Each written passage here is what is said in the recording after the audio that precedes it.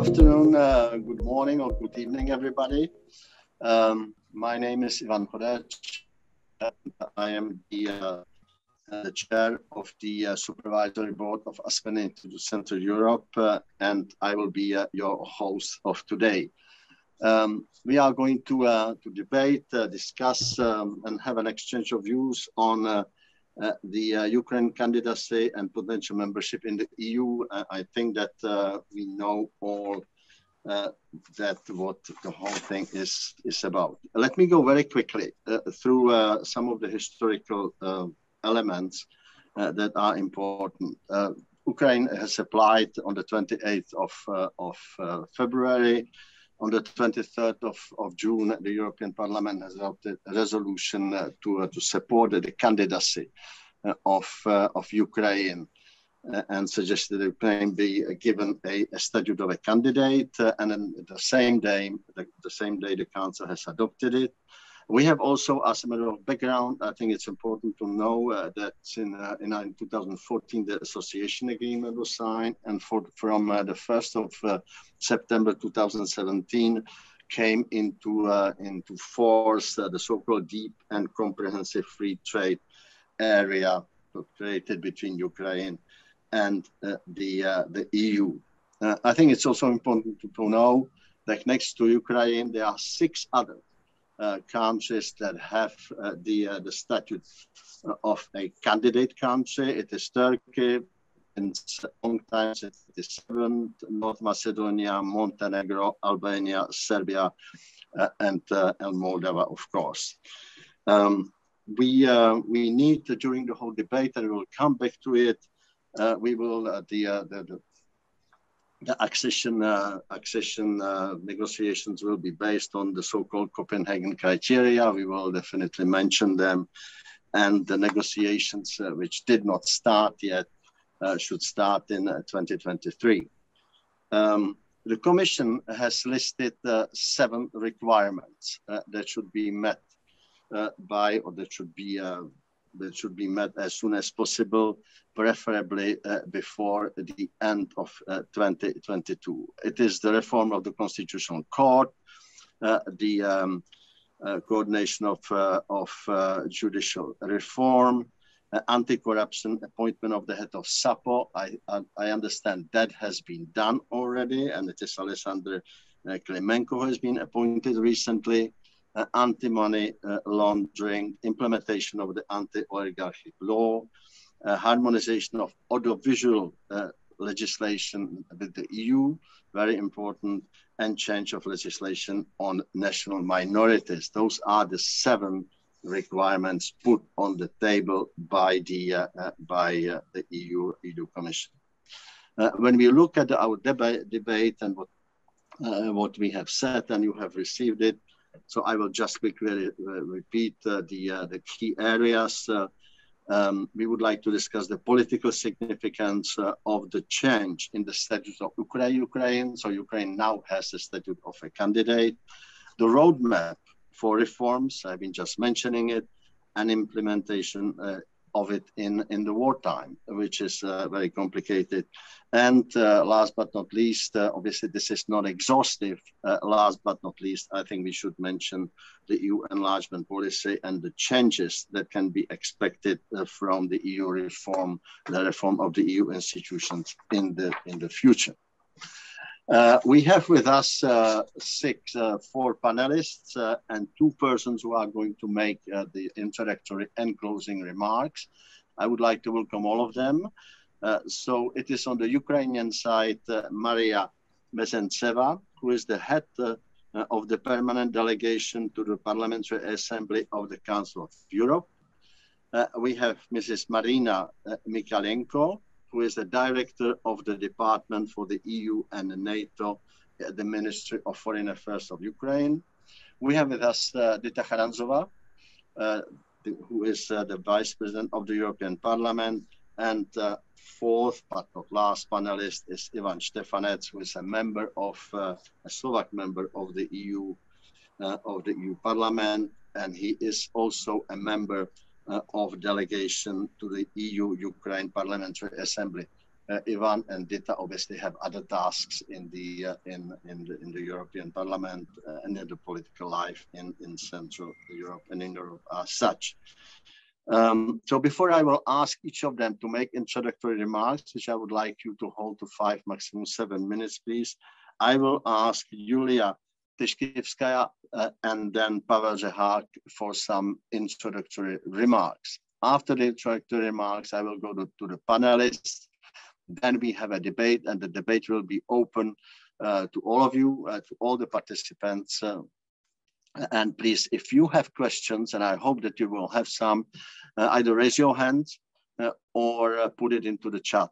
And then via a very complicated system, which I don't understand, these questions will come to me, and I will then either call the person who has asked the questions, or I will give you the questions, give the question to the panelists. So without further ado, welcome again. And Yuliya, the floor is yours. Thank you, Ivan. Thank you, friends from Aspen Central Europe.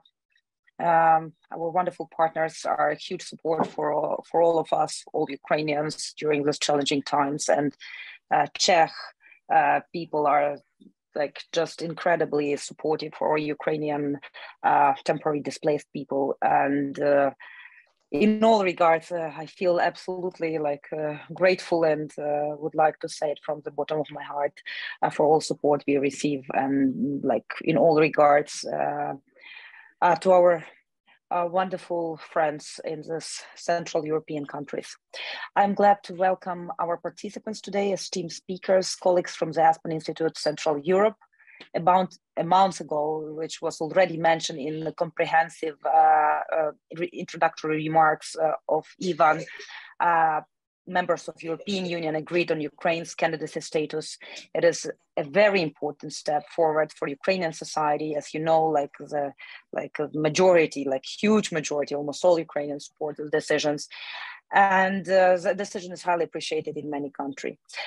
We understand that there is still a long way to go. We understand that a lot of work should be done in both sides. And as Aspen Institute, we see our mission in facilitating the leadership dialogue to foster mutual understanding. And together with Aspen Central Europe, we decided to organize this event to support sincere and open conversation, dialogue, Aspen-style dialogue on our common agenda, and thus encourage our common future. I would like to take this opportunity, of course, I already express my gratitude to all our speakers and all our participants from our Central European countries, but also I would like to express my deepest gratitude to Ukrainians currently fighting in battlefield. Every day it's a tough fight. I would like to express condolences to all those who lost already, like close one, relatives, loved one, and we met with an enemy, as all of us understand, which would like to simply destroy everything Ukrainian, which is sure that Ukraine shouldn't exist. So it's an existential war for all of us, and I'm very glad that our partners around the world understand that it's not about Ukraine. It's about Europe's peace. It's about world values, democratic values, human values, and I'm grateful to all of you that we are standing in this fight together. I hope our conversation today will help us to know each other better. Special thanks to our colleagues at the Aspen Institute Central Europe for the support and partnership. And I wish all of us a fruitful conversation today. Thank you, Pavel, to you. Yeah, thank you very much, Yuliya. And I would like to ask the president of the Aspen Institute Central Europe, Pavel Řehák, now for his introductory remark. Pavel? Thank you, Ivana. Thank you, Yuliya. Just very briefly, I think a lot of things have been already said, but just wanted to stress on behalf of the whole Aspen team in Central Europe, we see Ukrainian fight as a fight for a future of Europe and for the destiny of all the nations, not only Ukraine. So we consider it our duty to support it in any form and shape that we can, to make sure that both the both priorities are being covered. Both priorities, meaning first the fight and the bravery in Ukraine, and secondly, the ongoing and necessary discussion about the future setup, how the things will work together in the future, hoping that the fight phase will be over as soon as possible. So we at Aspen Institute Central Europe believe that we can help, and we have to help in both supporting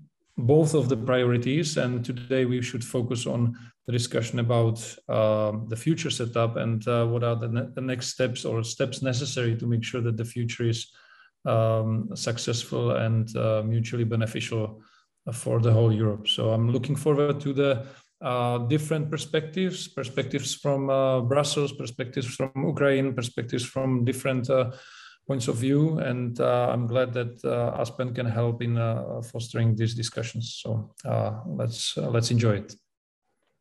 Thank you, Pavel. Thank you for these remarks.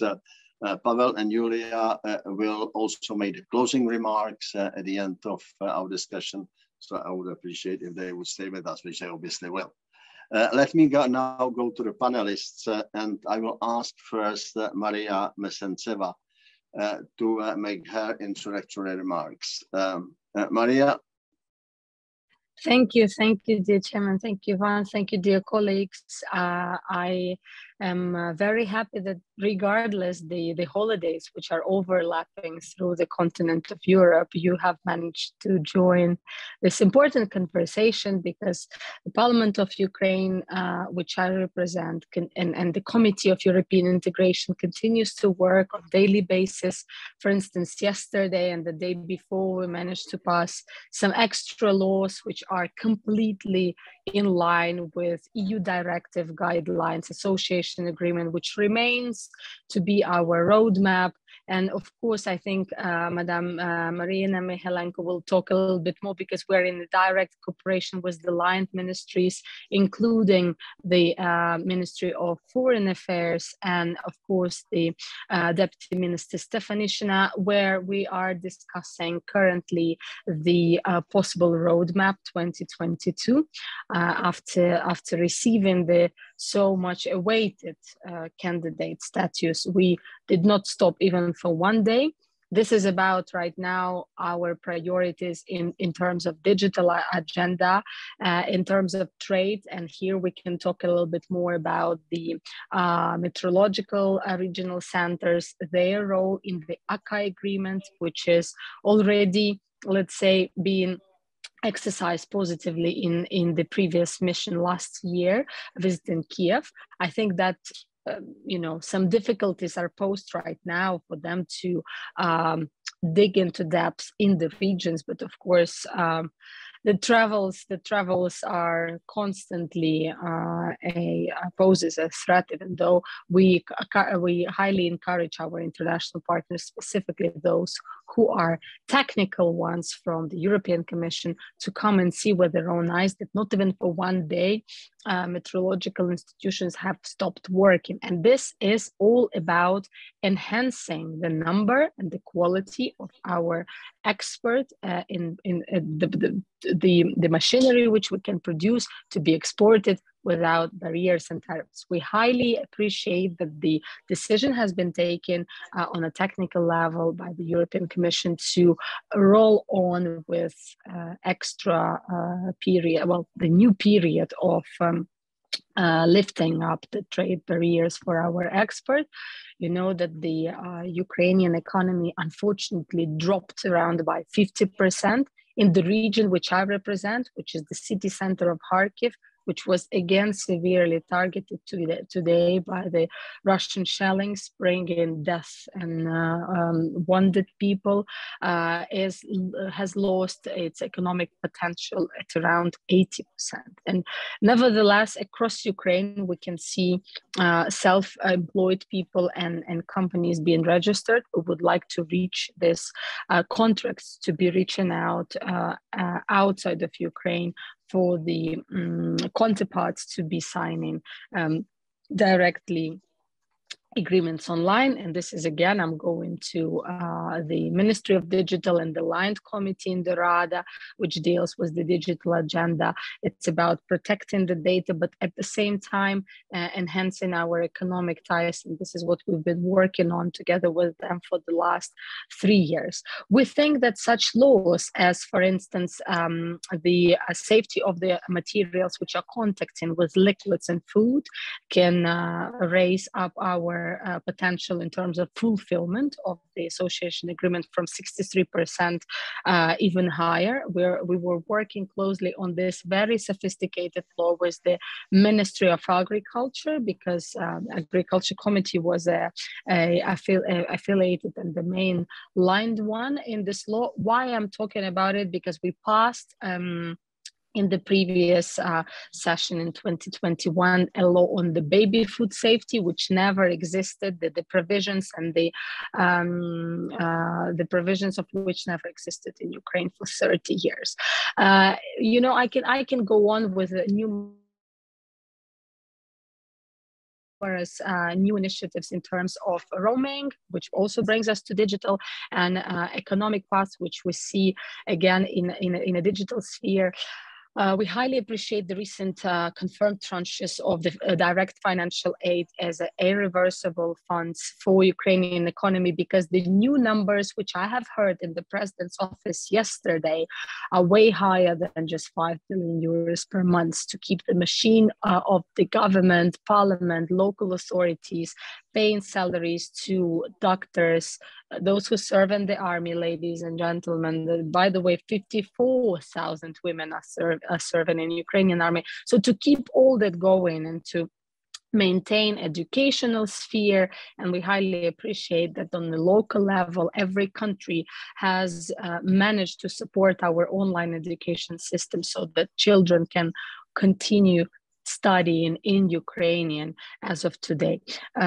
This is also bringing us to some positive elements of our work as a Committee on European Integration, which comprised only of 9 brave parliamentarians of different fractions. I think the meeting, which I'm unfortunately missing out today, in 2 hours, the speaker is calling different members of parliament to discuss the roadmap of our future work in the parliament during summer and further on. As I have mentioned before, every plenary seating, which happens every week, is comprised of European integration laws, but I think the speaker will be insisting on some EU days as he practiced it before. So Mr. Štefanec is on a very positive note to go ahead with that when we, for instance, voted on at least 30 laws in 1 day.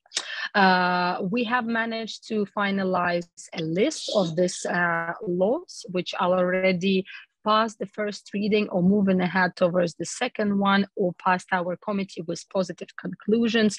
So our main task remains the same.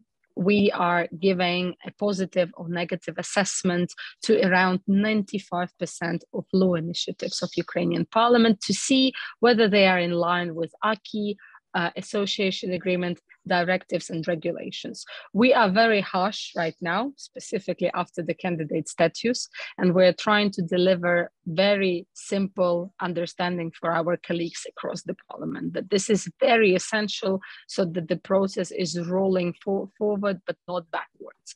And some of the laws, of course, needs extra revision, and that's why we highly appreciate the cooperation with different NGO sector, including the Association for Youth projects, for instance.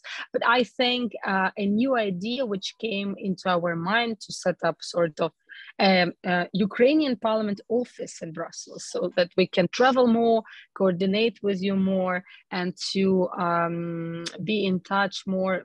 The U4U association, of course, exists, and I think Dita and Ivan might be part of it, of course. And that's a brilliant platform to move ahead, because those 7 points we have seen from the European Commission to be implemented as soon as possible are in line with this platform. I think there is no doubt that Ukrainian Parliament has fulfilled all its obligations in terms of passing law on very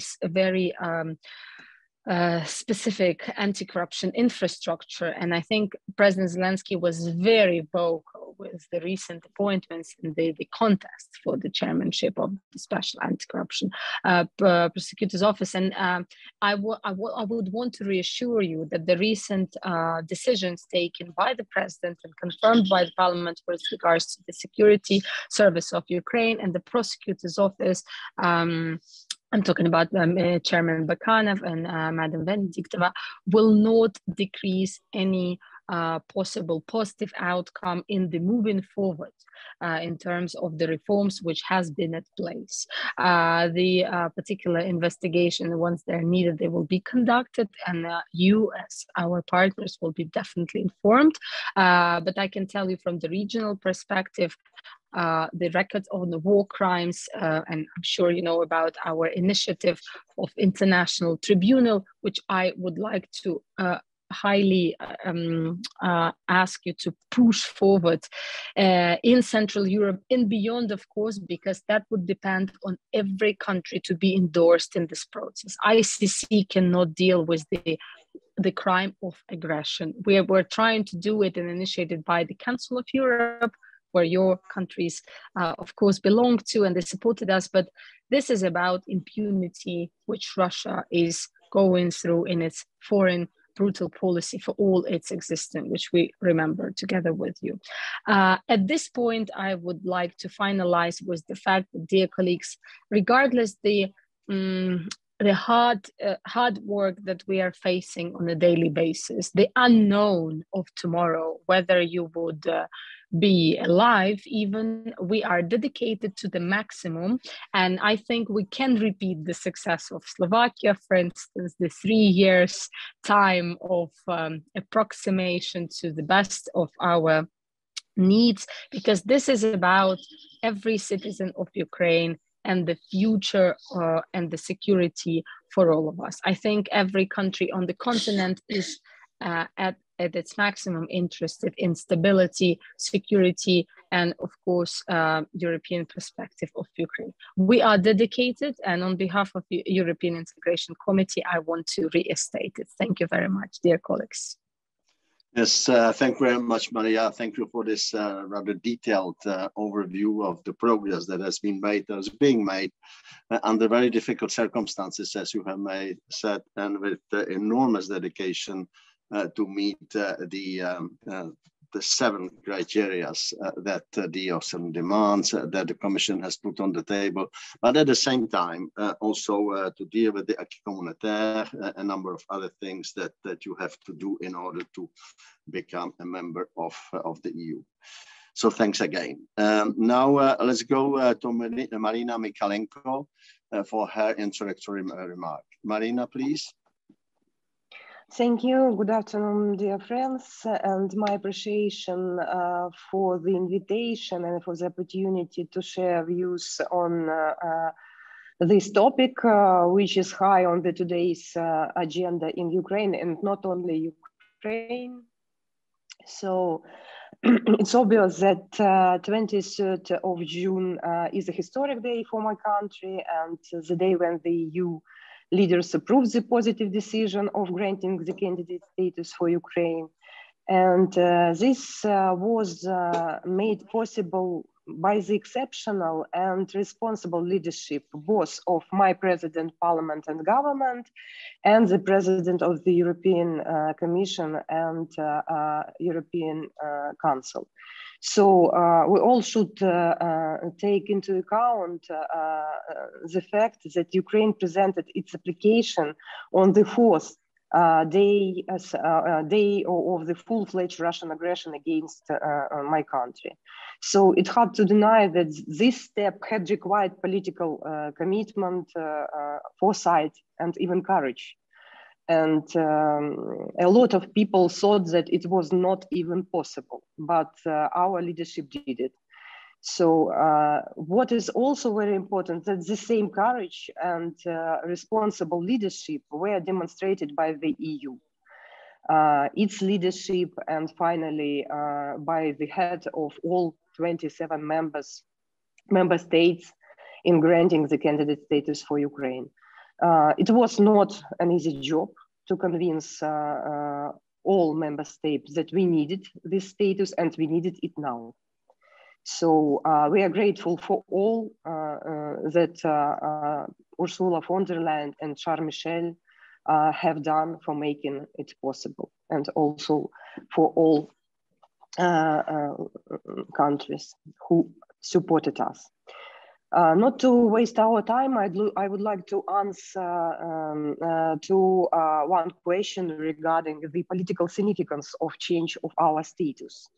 So why it was so important for us? There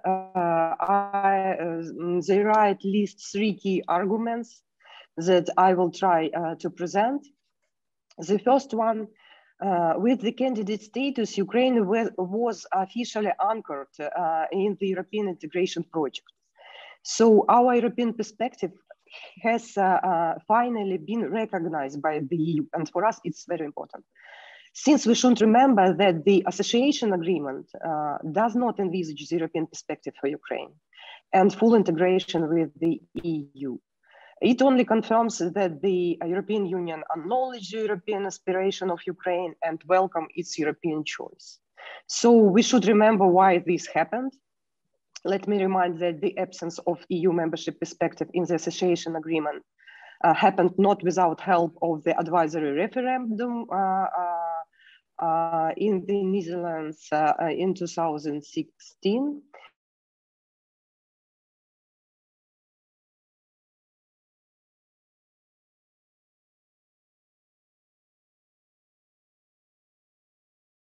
Almost the only one affected. So the Dutch authority took the results of the results into account, and the EU members, together with the association agreement, issued the declaration, which noted, among other things, that the treaty does not guarantee EU membership to Ukraine. Thus, Ukraine was implemented the association agreement voluntarily, having in fact no perspective ahead. And but becoming an EU member is a strategic goal of Ukraine. It's a part of our constitution and the will of the Ukrainian people who fight for this dream each and every day.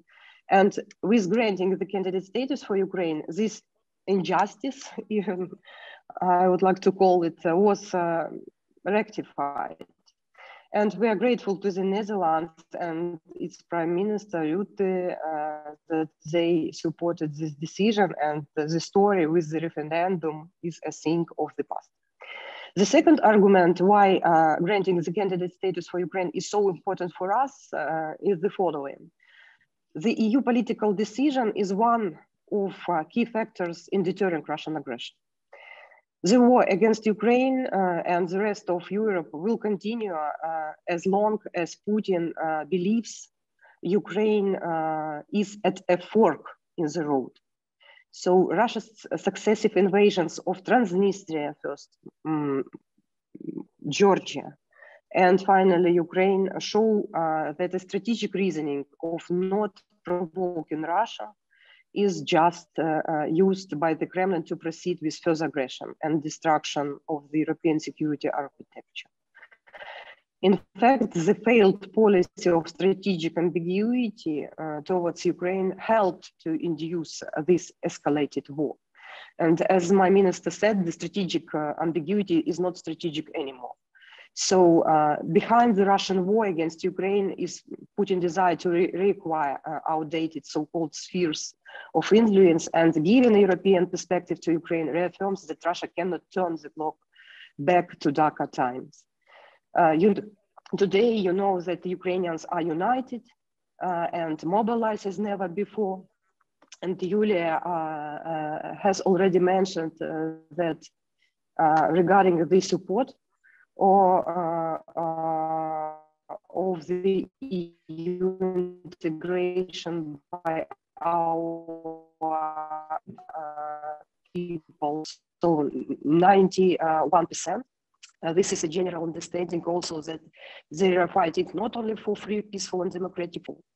So now we have additional excellent stimuli to continue our fighting and to proceed with reforms.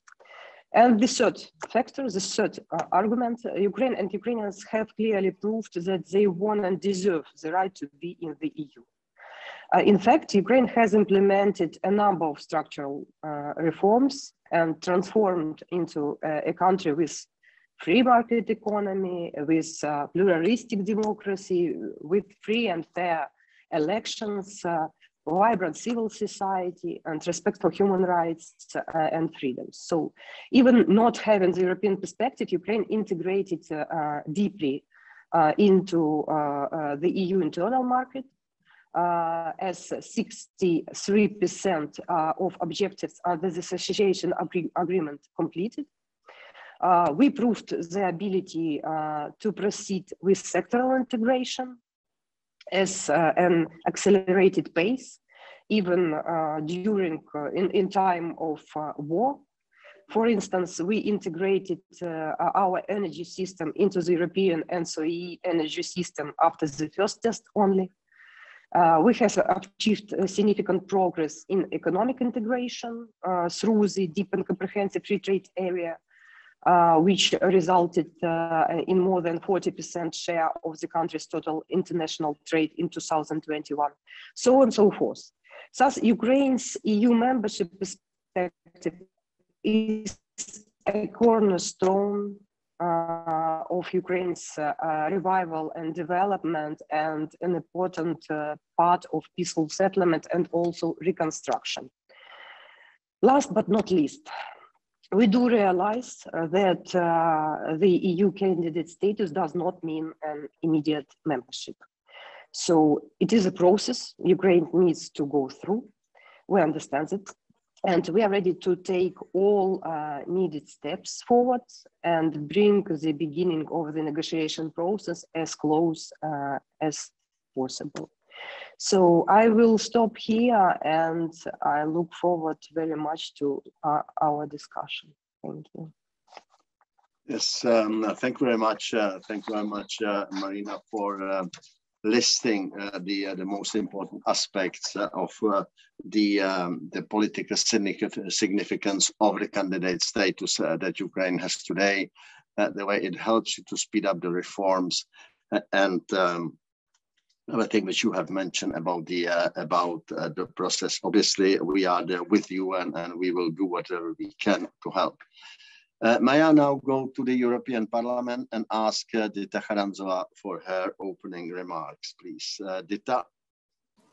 Thank you very much, Ivan, and let me thank Aspen Institute to organizing this event, this conference, because when I was reflecting on what you said at the beginning, what next, what we can do, so this is actually the answer.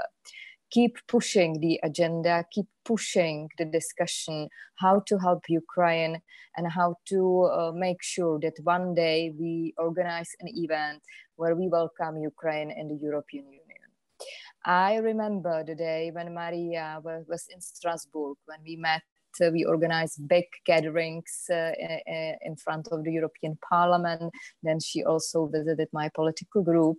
And her only plea at that time, it was, I think, in March, was please make sure that you open the door for us, that you open the door for Ukraine to become one day a member of the European Union.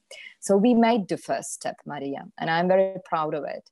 And I have to say that I'm very happy that it was our institution, European Parliament, that was the body, the institution pushing this agenda forward.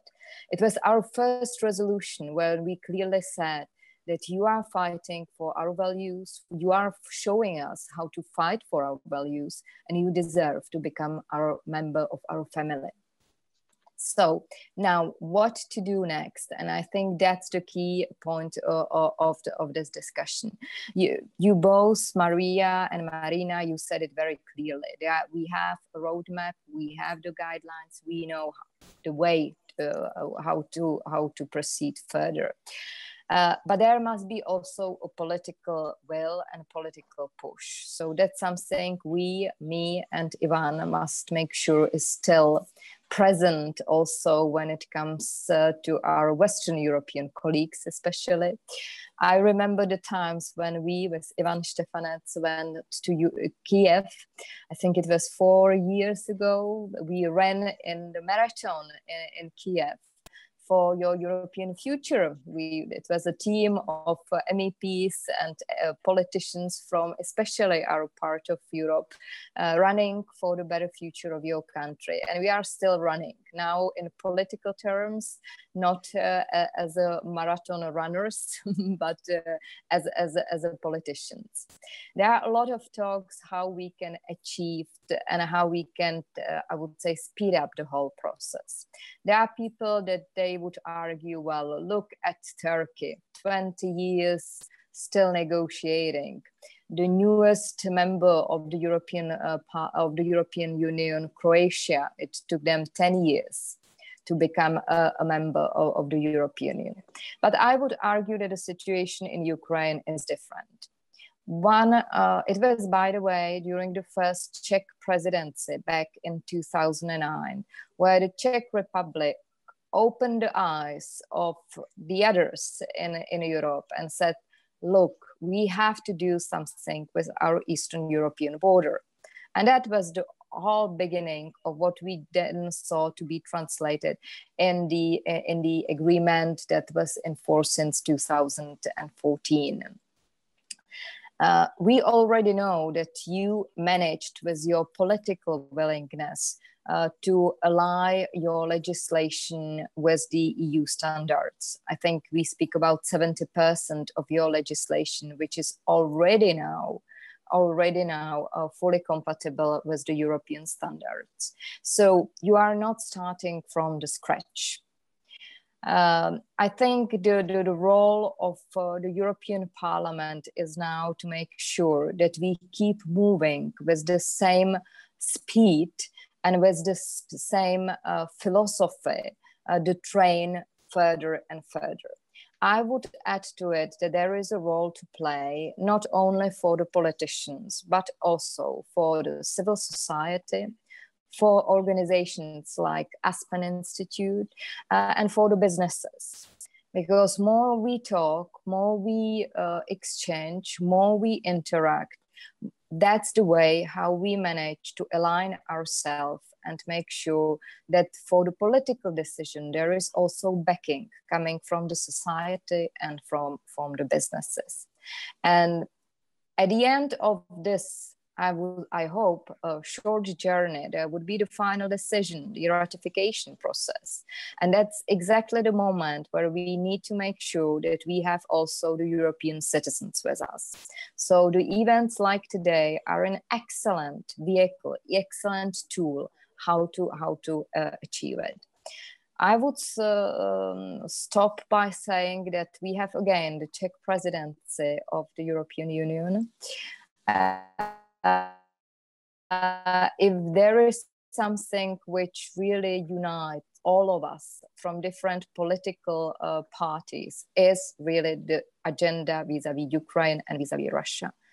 Every day in the European Parliament, we have an initiative, we have an idea, we have a conference, we have a discussion, what we should do more as regards Russia, as regards the further sanctions, but also what we should do for Ukraine. We have already adopted quite a lot, and I will not go through it, from the financial support, from the political support, from the defense sector. But I think what is now needed is really to get engaged together from both sides, from the Ukrainian and European side, and make sure that we take on board all these actors that I have mentioned. I remember when I visited Kyiv 3 times during my last mandate, already at that time, there was a lot of interest having experts coming from this part of Europe, from Slovakia. My fellow Slovak colleagues, they are quite present in Ukraine, but there is also a space, I would say, for the Czech experts with the knowledge, with the expertise, all of us who went through the accession process to help you in these days. So I will stop here, looking forward to further discussion, comments and questions. And thank you again for organizing this event. Yes, thank you. Thank you very much, Dita. I think it's important that you have reminded us that without the political will and the political push, as you called it, it's not going to happen. And what is extremely important is obviously the role of the European Parliament, the role of the institutions, but the role of all of us. The businesses, if the businesses will not be there, if the NGOs will not be there, it will not happen. So yes, it took Croatia over 10 years. It took other countries similar long period, but there's no reason why it couldn't be done faster with Ukraine. And again, as you said, we are still running. I like very much this this expression. So thanks a lot. Before I give the word to Ivan Štefanec, I would like to ask everyone who has questions, comments, or some contributions to make, please use either the chat or raise your hands. Thanks a lot. Ivan, the floor is yours. Thank you very much, Ivan, and good afternoon, everybody. Dear Dita, dear friends, I'm really happy to be with you today because this topic is the crucial topic for all of us, for the whole Europe. There is a lot of progress in Ukraine with pre-accession negotiation. And as Maria has mentioned, 3 years success of Slovakia, I think it was a very good remark that it's a matter of fact that in Slovakia, we did it from 1999 to 2001 in reality, because we should not forget the fact that we've been at that time only one country excluded from European integration process. So we did it in 3 years. It means everything is possible. So I don't know, 5 or 10 years, it depends on Ukrainian side, it depends on European institution side, but everything is possible. So challenge is here. I think we have to keep the pressure. And I think it's quite realistic that in October this year, Council will endorse enlargement package for Ukraine. And it's quite realistic. Still, it is quite positive and optimistic, but realistic as well, that by the end of this year, there will be accession talks, which should start. I think that's the point we have to push forward, that to start accession talks by the end of this year. There are, of course, some sensitive issues which have been also rightly raised by Ivan. From my point of view, there are 3 issues which are quite sensitive. First one is, of course, judicial system. Secondly, anti-corruption situation. And thirdly, agriculture, which is also very sensitive from European point of view. We talk about unity. We talk about also about the necessity to include Ukraine in Europe, which has, of course, the highest moral claim now to do so. But let me say very openly also that there is also some concern from some big European countries about the change of political landscape, change of political layout. If Ukraine, as a big and important country, is the member of EU, completely decision-making power and decision-making system will move towards East. So that's the reason why some countries are such afraid.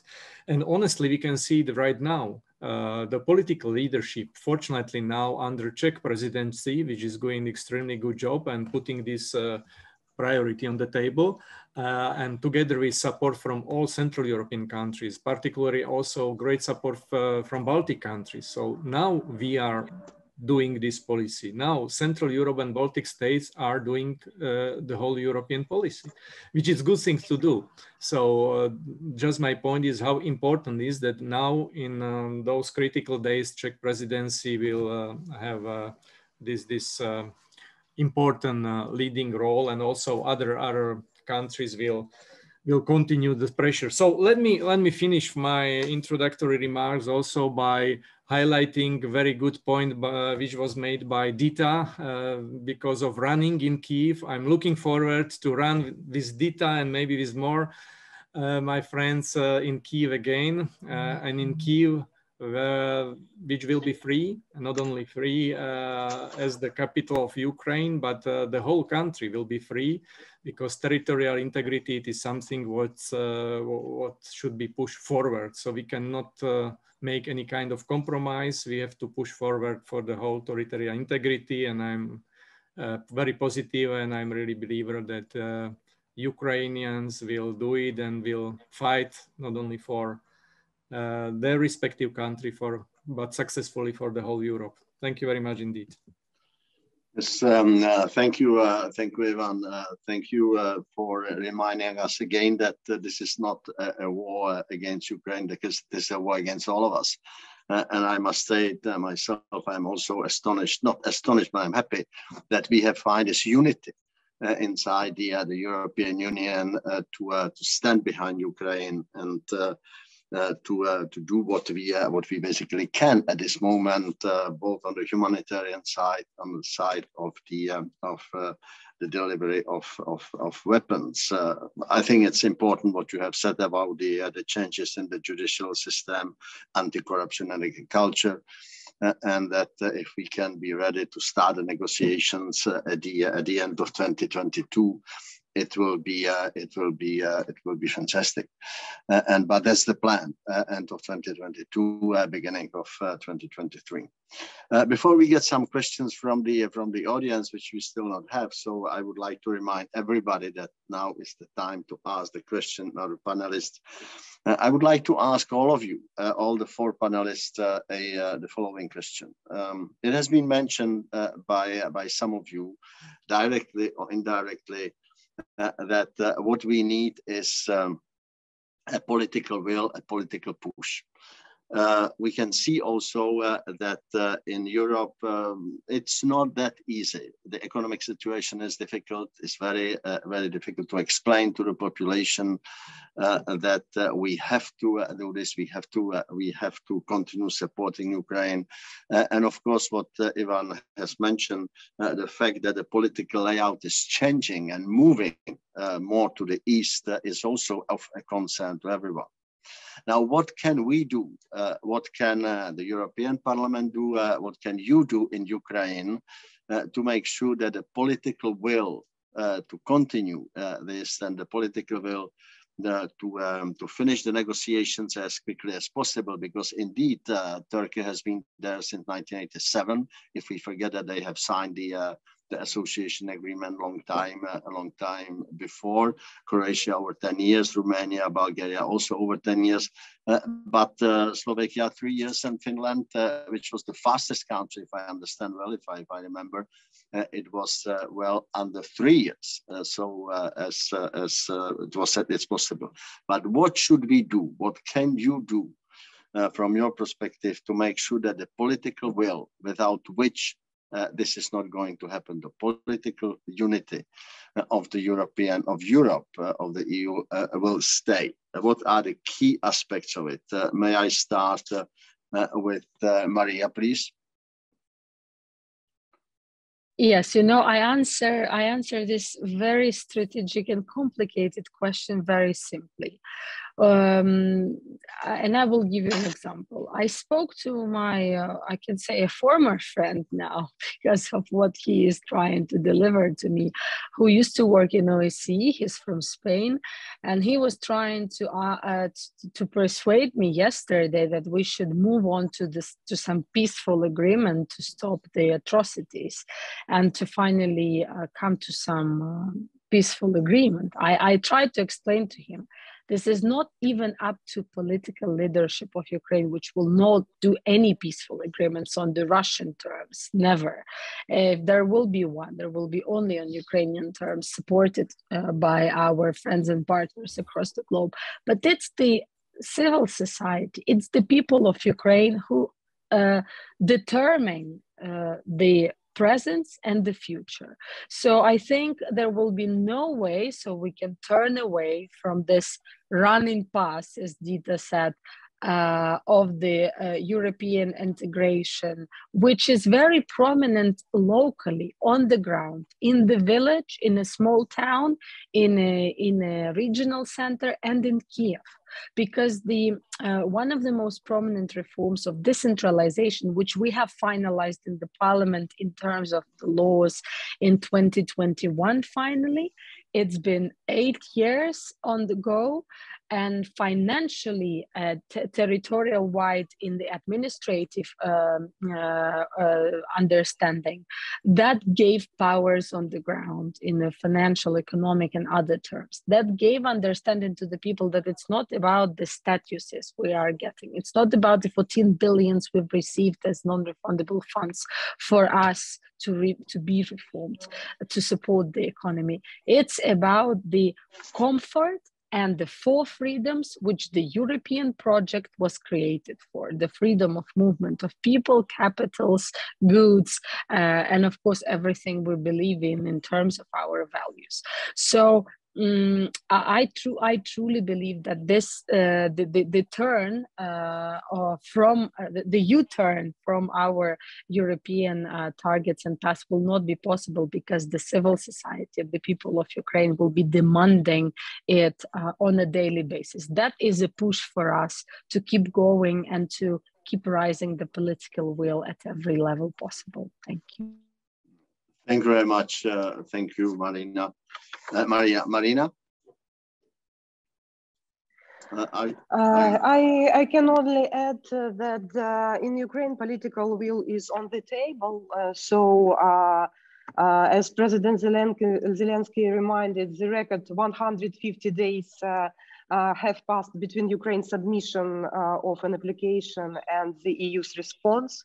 So we will do our best for the Ukrainian path to full membership in the EU to be also rapid and not take years or decades.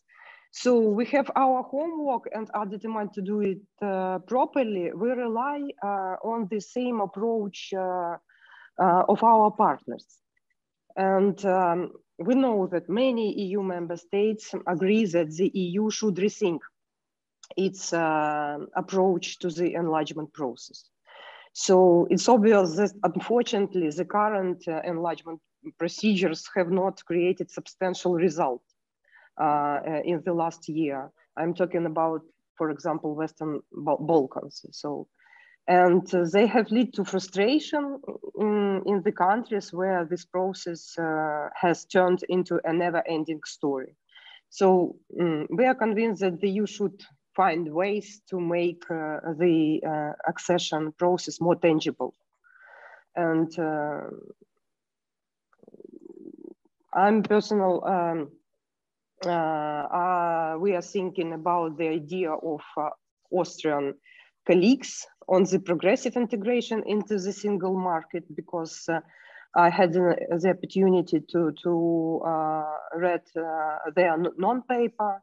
So of course the integration process will continue to be based on a merit-based approach. In our particular case, I'm talking about Ukraine, Moldova, and Georgia.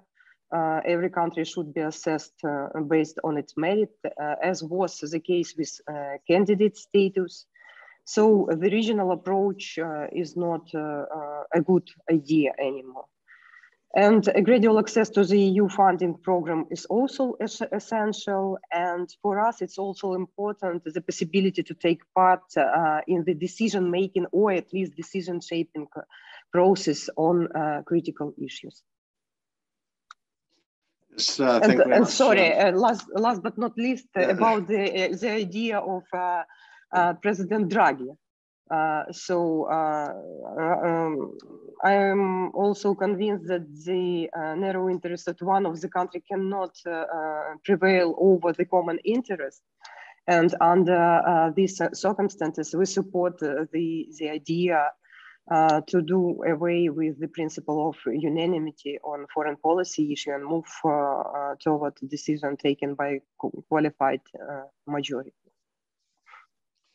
Yes, thank you very much, Dita. The political will, but also two things that come out of what Maryna has said.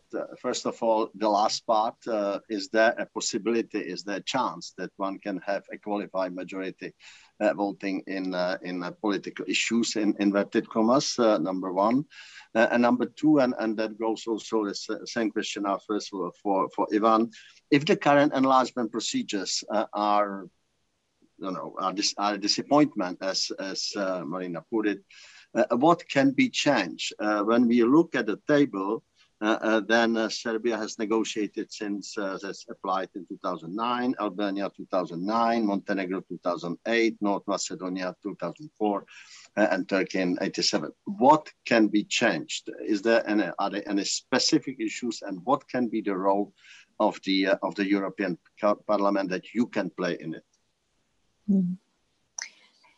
If I start, I think the long-standing question in Europe has always been whether we should deepen the integration of Europe and then wait for the further enlargement, something that also our countries used to hear back during the accession process. Wait, first of all, we need to settle, organize our home, our European Union before we take on board further member states.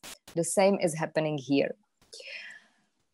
The difference might be that it's also an agenda which is very close to one of the few European leaders, which is the French President Emmanuel Macron, who said, I want to change how the Europe operates in the moment.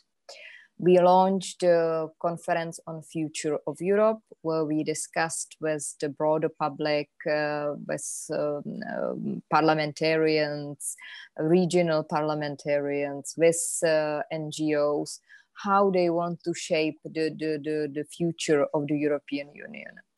And there are almost 300 or more than 300 recommendations from these citizens panels, what they want to change in Europe. A lot is linked to the decision-making process. And I think also the war in Ukraine showed us clearly that it's not good that one member state can take on hold the rest of the European Union, that sometimes it takes us really a long process to decide a decision, for instance, on sanctions. So there is a momentum to change how the European Union operates at the moment. It's not an easy process. We have a lot of member states who are against changing the to unanimous decision to qualified majority voting. So I would say that we should not say, first we change the treaties and then we discuss the enlargement. I would hope that we can keep these discussions in parallel. The window of opportunity is definitely the Czech and the Swedish presidency. Both presidency very much open to enlargement, helping Ukraine, having Ukraine as one of the key priority. So I would say these next 12 months are the months where we need to make a progress, make sure that the machine is moving forward, and perhaps to organize more discussions like this in the western part of Europe. So people that are not so close to Ukraine, that don't have necessarily the same experience with Russia as Czech Republic or Slovak Republic has, that do understand what is at stake, what this war is about, and how important it is to have Ukraine as a member of the European Union. Each of us, Ivan, myself, we do it. We do it in our political groups. We do it with our counterparts. But I see the difference of the perception when I speak to French public, when I speak to Spanish public, and if I have this discussion in the Czech Republic. You have succeeded as Ukraine in excellent communication. Your president is excellent as regards how to communicate the political messages to different parts of the world. Keep doing it. Keep doing it. For some people, the fact that you achieved the candidacy status is somehow, well, this chapter is closed. And then there is this long process. No, keep repeating what you are doing, that your parliament and our president of the European Parliament, when she was in Kiev, she was really pleased to see with such a speed you are moving the agenda. So that's something that needs to be communicated. And that's, I think, the process that is ahead of us. But I would just say, and my response to your question, Ivan, would be take advantage to the maximum of these next 12 months. Yes, thank you very much. Thank you, Ivan. Your reaction to these questions, and again, it builds on what you have said on the new layout in Europe that with the accession of Ukraine and Moldova and others might come. Yes, Ivan, I still think that this is the major concern of so-called older European states about the changing power in the European Union, but we shouldn't forget about two facts. One is that basically in the European Union during last 10 years, we went through three major crises: financial crisis, migration crisis, and then pandemic. So there is some kind of fatigue also among European citizens from enlargement, and there is a natural concern, natural threat about enlargement, because what if would we be able to manage such important crises if there are more of us, and so on. So we have to at least try to understand this kind of understanding because still we are not living in easy times. Secondly, there is absolutely, as I mentioned, the unity in terms of supporting Ukraine on the level of European institutions. European Parliament was never ever such united. The European Commission is doing very good job. But we have to understand that the European Union, this is union of member states. And if each single member states would not agree with enlargement, it would not happen. So that's the reality. We are union of member states, so therefore we have to address all the issues to the separate member states as well. This is how we work. And as there were some remarks about the plans regarding, for example, single market from Austria, even Italy, even France, how to incorporate Ukraine to the single market. Of course, if there is some kind of help in terms of, say, helping Ukraine to be closer to EU, it's fine. I discussed these issues with our, for example, Austrian friends in very, very detailed. So I told them, yeah, if you want to help Ukraine, that's fine, but please, you should not replace your effort by full membership, because this is something what is very important. This should be only one step on the way how to incorporate fully Ukraine. So sometimes I have a feeling that some politicians in EU, they are proposing something in terms of they want to be seen positively nowadays, but they would like to replace full membership of Ukraine. And this is quite dangerous. I think we have to be very clear and very vocal about that at the end of this road, this is the full membership. We have to push for full membership and full inclusion into single market. Thank you. Yes, thank you very much. I will now go to some of the questions that came through the chat, and I have the first one, and I will ask Dita and Ivan to react on this one, please. If Moldova and Ukraine become the members of the EU will enlarge its territory on the continent. How will this phenomenon affect the security of the EU? And as a result, the EU will be neighbors with Russia. How will it affect EU-Russia relations? Ivan, as you are here, we start with you, and then Dita, please. Yes, I would be quite strict about the answer of this question. We have to understand that Russia puts us on the list of enemies, not we, but Russia puts European Union on the list of enemies. Therefore, in terms of future, I think Russia just put new Iron Curtain, and this Iron Curtain will be between Ukraine and Russia. So for next couple of years, there will be less and less contacts in terms of energy, in terms of economical cooperation between EU and Russia. That's for sure. Decision has been made already. That's why we are working so deeply on the European Energy Union, including Ukraine. So, and in terms of security, of course, definitely we have to strengthen our security. We have to put much more resources behind the security.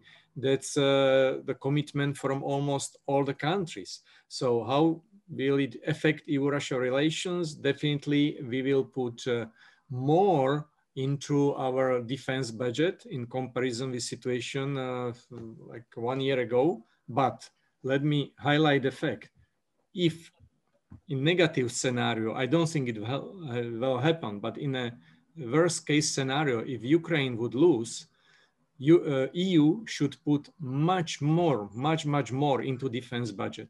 So, now supporting Ukraine, we also support security of European Union. Basically, we have to understand that Ukraine is defending the whole European territory. So if Ukraine wins, and I do hope that Ukraine wins this war, there will be less defense spending in EU than in other case. Thank you. So you are saying that in case that that Ukraine would lose the war, I hope this is not going to be the case, that we would need to spend more on defense. Definitely, yes. Okay, thank you very much, Dita. Well, I would say we already have a border with Russia as European Union. So in this regard, yes, we will enlarge this border, but it's not new that we would have Russia as a neighbor. What the war in Ukraine managed to do as regards the European Union is to really get us together. So I remember when we had the first discussion with President Macron on the future of EU defense policy. Even my country, Czech Republic, was quite skeptical whether we should do it. Now, you see, we are discussing it. We want to have our EU defense policy. We see Sweden and Finland joining NATO. So I think they achieved the opposite of what they wanted. So I don't think that it would significantly change anything what is happening nowadays. Of course, the war in Ukraine shifted a lot of our priorities in Europe. It has shifted also our relations with many other countries, from Serbia to China and many others.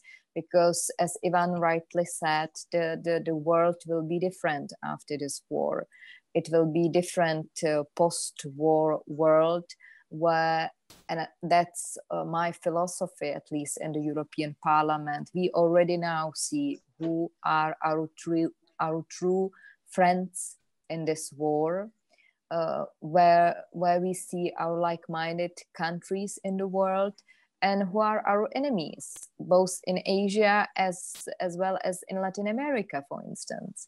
So the world will be different, and the fact that the European Union now stays united behind Ukraine is a positive outcome of this war. Thank you very much. I would like to ask our Ukrainian friends, and it's building on one of the questions that we have received. How would you, what are you doing to make sure that the businesses, the Ukrainian business, obviously the same thing it goes for the EU, are supporting and are actively supporting the Ukrainian integration into the EU. How do you work with the business community in Ukraine on this issue? And I will then shortly ask Ivan and Dita the same thing. Maryna? Maryna. Sorry, I have a investor. So if you want to start, Maria, you can start. No, I just wanted to say that we started opening the EU integration offices on the base of the former offices of the regional development in different regions, and it was a successful project. I think we should go ahead with it as an information points and the points of contact for specifically for businesses to proceed with different programs, like for instance EU for Business, etc. But that's not only the only one. Of course, the Chamber of Commerce, the trade unions, and specific programs which were coming on the initiatives of the member states were articulated also via the parliament and government. I think this initiative should roll, because sometimes even the go into the new markets. Of course, it's way easier right now with this 365 days trial for export of Ukraine without barriers. Is way easier, but it wasn't like that all the time. So we had to consult. Sometimes we, as members of parliament, are approached directly for that. Thank you. Okay, Maryna. I can add only that one of the key tasks of the Ministry of Foreign Affairs and our embassies abroad is to help our businesses to establish links with EU partners and otherwise. So we are working hard on this, and I would like to underline that our business are very supportive in our EU integration. So, and if you allow me to comment this growing concern that after the integration of Ukraine to the Union, the EU's balance of power might shift to the East. So if you allow me, we are clearly realize that the integration of such a big country like Ukraine to the EU could be considered as a challenge for the Union. If I'm not mistaken, Poland was the last such a big country integrated to the EU. So we are big enough from many points of view, of course, number of population, economic, industrial, agricultural capacity, even military potential. One of participants of our discussion raised the issue regarding the security situation. Yes, so regarding the military potential, one of prominent German politicians said me that after our integration, Ukraine would be the second army of the Union. So of course, this situation, the integration of the Ukraine will change the Union. And we also know that in some of the member states, there is growing concern that after the integration of Ukraine, as I already mentioned, the EU's balance of power might shift to the East. But our response of this perception is that you should look at Ukraine through the prism of opportunities, not problem. Because there are many challenges which Europe are facing now, and Ukraine would be the part of solution for many of these problems. I'm talking about energy security, hydrogen, food security, sustainable development, connectivity. Thank you. Yes, thank you very much. I have a similar question, but I would like to ask all of you. We have mentioned the role of NGOs. We have spoken about the Aspen Institutes, and this debate is organized by two Aspen Institutes, the Aspen Institute Kyiv and Central Europe. What, from your perspective, we have been talking about businesses, what from your perspective, what is important for the NGOs to do now? What would you expect that the NGOs, like, for instance, the Aspen Institute, should do both in Ukraine and the EU? What should be their role? They must play a role, and they do play a role. And Maryna, since I have you on the screen, why don't we start with you? I think that it's very important that you should put forward this discussion regarding the opportunities that Ukraine give to the European Union, regarding the EU enlargement policy, regarding even this idea of President Macron on the European political community. So you should keep this discussion on the top. Okay, thank you very much, Maria. Yes, colleagues, we are involving from day one of the association agreement. When I was on the other side, I was on the side of NGO sector back then, while I was in the city council and before that in the European Parliament, to push forward at that time parliamentarians of the 8th convocation to move ahead with various EU laws which are now being passed with constitutional majority in the parliament currently. So I think the formula hasn't changed. We just involve them more in the working group, which deals with every law. I recall right now one of the hardest, I think, laws, one of the most awaited ones on the waste management, which the Ukrainian parliament passed last month. It involved so many, I would say it was a show in the ecological committee every time we were discussing it. And that took a very long time, but it was a great example when the business was involved, local authorities, main stakeholders, and prominently the domestic and international NGO experts. I think our progress will not be that high ranked when we were talking about the concrete figure of 63% of the association agreement being accomplished without NGO sector, and we can't underestimate their involvement. Thank you, Dita.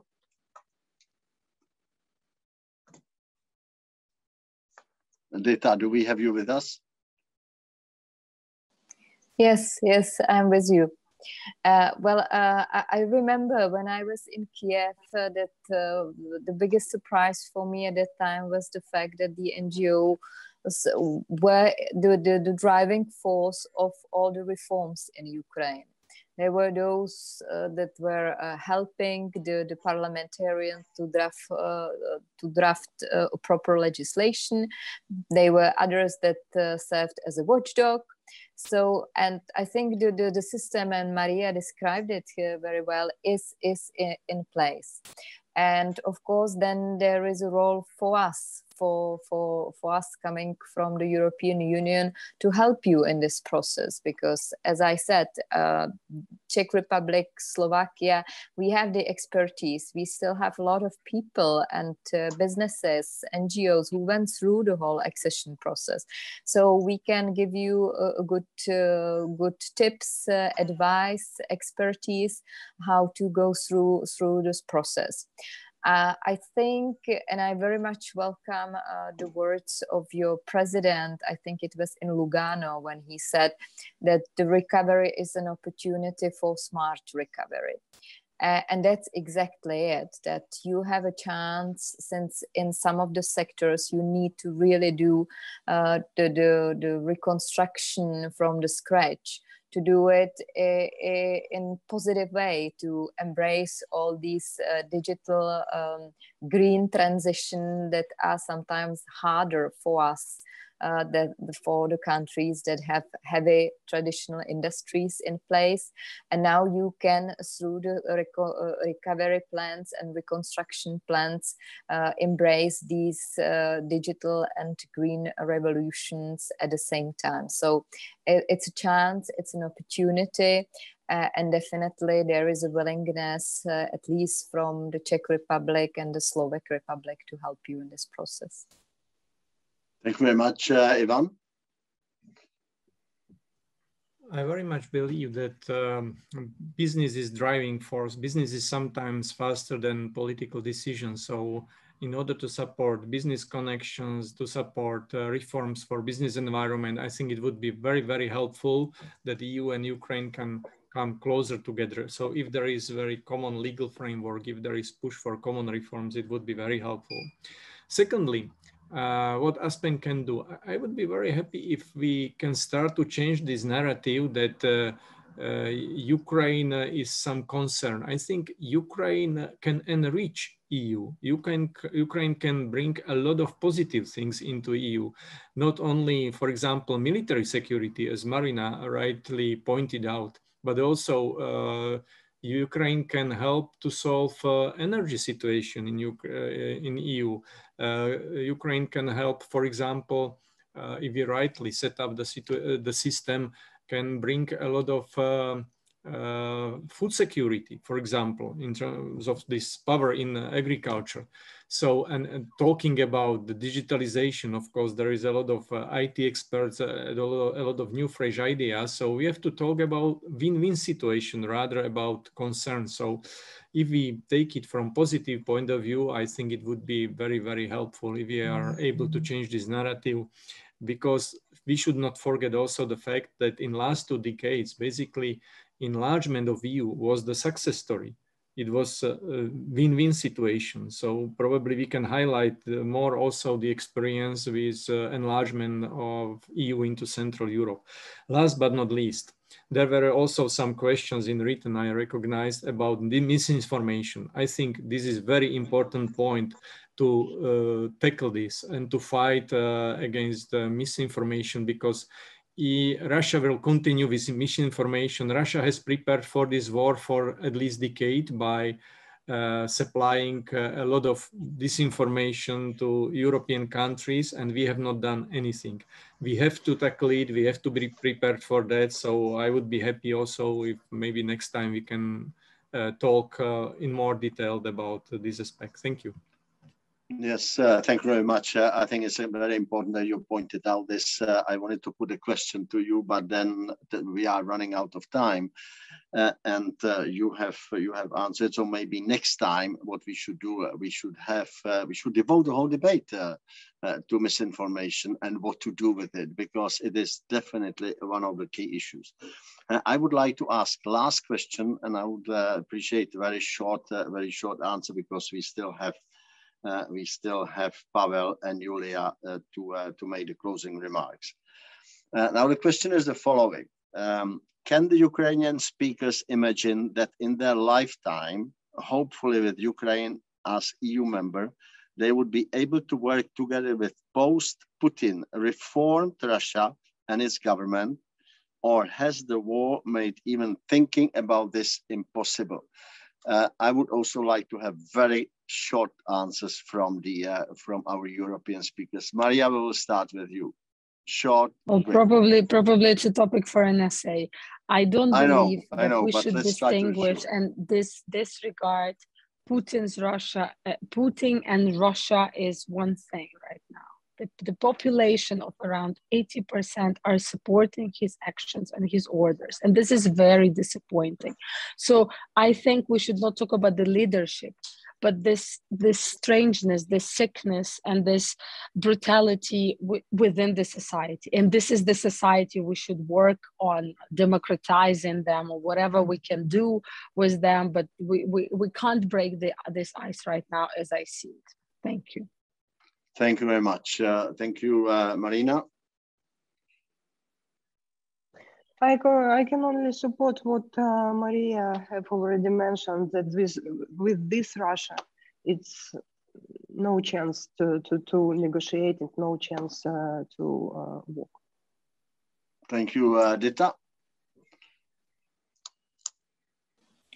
Well, I called the International Criminal Court to investigate the criminal aggression of President Putin. So that's my answer. There are many people that are committing criminal that are engaged in the criminal war.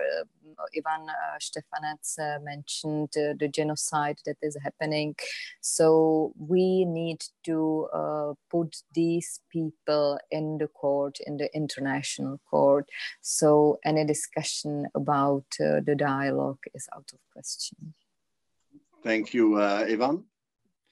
Well, I do agree absolutely with Dita and also with others. I don't expect any kind of change, significant change in Russia in short term. Therefore, we have to cooperate much more in democratic world. We have a lot of opportunities for cooperation, but basically we cannot rely on relations with Russia. I think we have to be prepared for the world without cooperation with Russia, and I'm sure we are able to do that.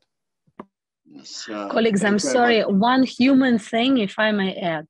When we saw massive looting, when Russian soldiers were stealing technical equipment like microwaves, washing machines, and they saw maybe toilets for the first time in their life, I'm sorry, but that was the reality. I think it broke the ice in a way that Russian society has seen that there is a world beyond Russian borders, which is way more advanced. Even in the villages of Ukraine, where the population is living at absolutely different levels. So maybe this is the beginning of the very long road of democratization and bringing them to European reality one day. Yes, thank you very much. We are running definitely out of time. I will ask Pavel and Yuliya for very short closing remarks, and then afterwards I will thank you. So first of all, Pavel.